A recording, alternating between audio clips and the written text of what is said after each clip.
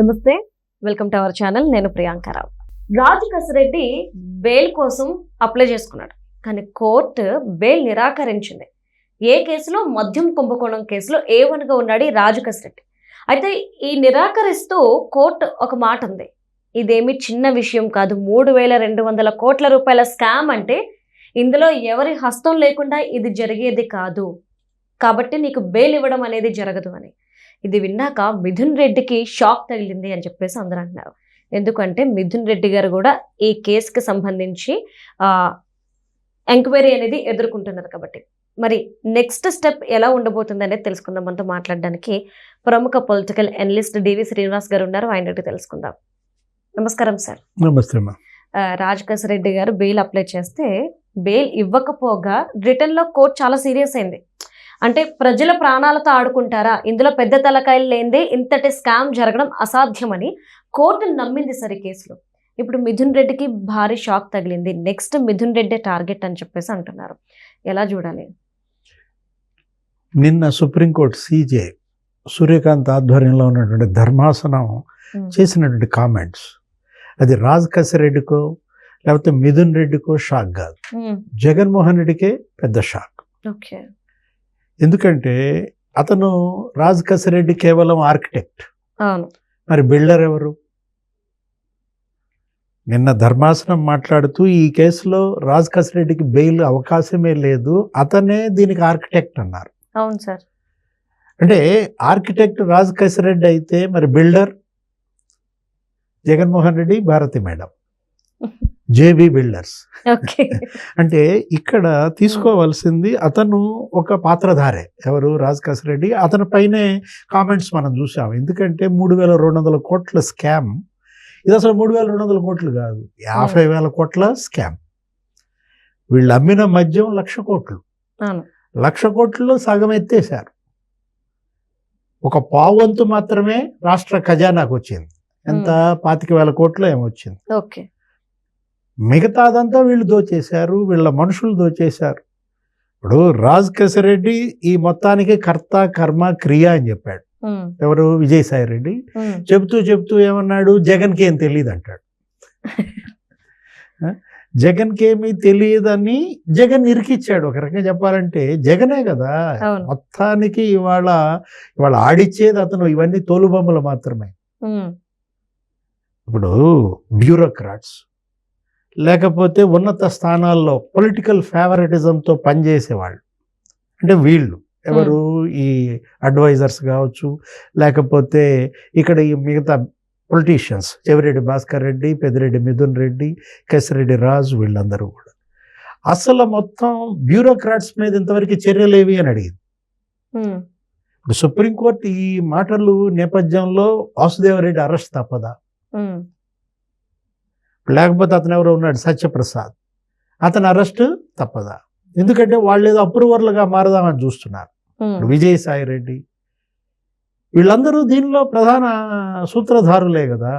ఏది? వాసుదేవరెడ్డి ఎక్కడి నుంచి పట్టుకొచ్చారు? అతను ఏదో IRSలో ఉన్నాడు, రైల్వేస్లో ఉన్నాడు, కావాలని తీసుకొచ్చి LV సుబ్రహ్మణ్యం గారే చెప్పారు. ఏమని? అతను ఇక్కడికి తీసుకొచ్చినప్పుడు డిప్యూటేషన్ మీద ఆయన ఏదో వేరే సర్వే డిపార్ట్మెంట్లోనో దేన్నో వేద్దామని చూస్తే కావాలని ఎక్సైజ్ శాఖలో పెట్టారు. పెట్టడమే కాదు, వాసుదేవరెడ్డికి 2 బాధ్యతలు అప్పచెప్పారు. అటు బేవరేజెస్ కార్పొరేషన్ కూడా అతను MD, ఇటు బ్రూవరీస్ అండ్ డిస్టిలరీస్కి కూడా అతనే డైరెక్టర్గా పెట్టారు. మొత్తం వాసుదేవరెడ్డిని అడ్డం పెట్టుకుని మరి మిథున్ రెడ్డి ఆడిచ్చాడు ఆట. ఏంటి? ఆ సత్యప్రసాద్ అనేవాడిని నీకు IAS కన్ఫర్డ్ ఇప్పిస్తానని చెప్పి మొత్తం తన మనుషుల్ని అందులో తీసుకొచ్చి రాజ్ కసిరెడ్డి వీళ్ళందరూ కూడా ఫస్ట్ ఏమో డిస్టిలరీలను బెదిరించారు. సజ్జల శ్రీధర్ రెడ్డి ఆధ్వర్యంలో సిండికేట్ని పిలిపించి బ్లాక్మెయిల్ చేశారు. 12% కమిషన్ అన్నారు. తర్వాత దాన్ని 20%కి పెంచారు. కానీ వాళ్ళకి ఆ దావాదరి చాలలేదు. చాలకేం చేశారు? మొత్తం బంగారు బాతు కోసుకు తిందామని పుట్టింది. ఇట్లా పిండుకుంటే ఏమొచ్చుంది? అసలు మనమే తయారు చేసి మద్యం మనమే వదులుదామని జే బ్రాండ్స్ మద్యం తయారు చేశారు.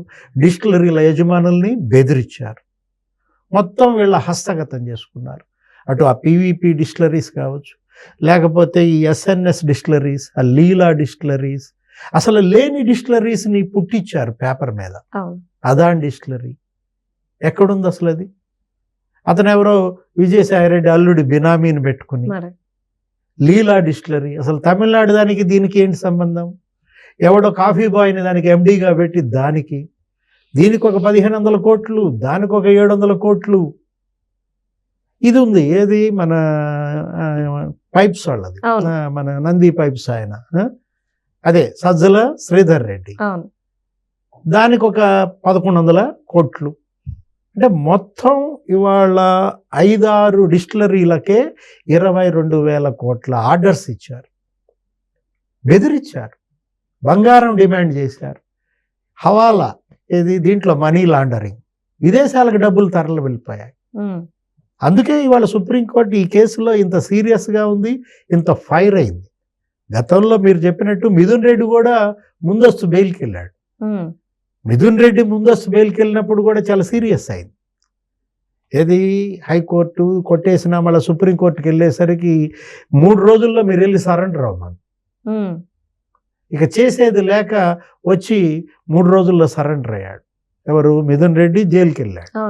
ఏదో బెయిల్పై బయటకు వచ్చాడు, ఏదో పార్లమెంట్ సమావేశాలు ఉన్నాయంటాడు, లేకపోతే రాష్ట్రపతి ఎన్నిక ఓటు వేయాలంటాడు, లేకపోతే అక్కడ ఐక్యరాజ్య సమితి మీటింగ్స్లో మాట్లాడాలంటూ బెయిల్ మీద ఏదో కంటిన్యూ అవుతున్న పరిస్థితుల్లో ఇప్పుడు కసిరెడ్డి రాజు పైన చేసినటువంటి ఈ కామెంట్స్ ఇవాళ మిథున్ రెడ్డికి ఇవాళ షాక్. ఎందుకంటే ఈ కేసులో నుంచి ఇక నేను బయటపడలేను, జగన్మోహన్ రెడ్డిని బయట వేయలేను అనే వాస్తవం అతనికి అర్థమైంది. ఒకటే మాట అన్నది సుప్రీంకోర్టు, ఆ ముప్పిడి అవినాష్ రెడ్డి ఎవరు? మీ మనిషి కదా, మీరు చెబితే కదా అవినాష్ రెడ్డి పారిపోయింది, ముందు అతను లొంగిపోమని చెప్పండి అని. అంటే ఎంత సీరియస్గా సుప్రీంకోర్టు ఉందో అక్కడే అర్థమవుతుంది. కీ పాయింట్స్ను కూడా సుప్రీంకోర్టు నోట్ చేసుకుని, అంటే ముప్పిడి అవినాష్ రెడ్డి వచ్చి లొంగిపోతే తప్ప నీ బెయిల్ గురించి ఆలోచించం అని తెగేసి చెప్పినటువంటి పరిస్థితుల్లో ఇది చెంపపెట్టు ఎవరికి? ఇది ఇవాళ ఈ షాక్ ఎవరికి? జగన్మోహన్ రెడ్డి. మిథున్ రెడ్డిది ఏముంది, ఆల్రెడీ జైలుకి వెళ్ళాడు, బయటకు వచ్చాడు, ఇంకా జైలుకి వెళ్ళే వరుసలో ఉన్నది వీళ్ళు. అంటే వీళ్ళే కాదు, ఏదో అప్రూవర్లుగా మారి ఈ కేసు నుంచి తప్పుకుందాం అనుకున్నటువంటి వాసుదేవరెడ్డి, సత్యప్రసాద్, లేకపోతే విజయసాయి రెడ్డికి కూడా ఇది ఒక షాక్. అంటే ఎవ్వరు ఇవాళ ఈ మద్యం కేసులో నుంచి తప్పించుకోలేరు. ఎందుకంటే ఆ చనిపోయిన ఆత్మలు, ఆ కాళ్ళకూట విషం తాగి చనిపోయినటువంటి 30,000 మంది ఇవాళ ఆత్మలు వీళ్ళని తరుముతున్నాయి. దాని ఫలితమే ఇవాళ వీళ్ళందరి జైలు జీవితం. Right. Thank you so much sir. నమస్తే.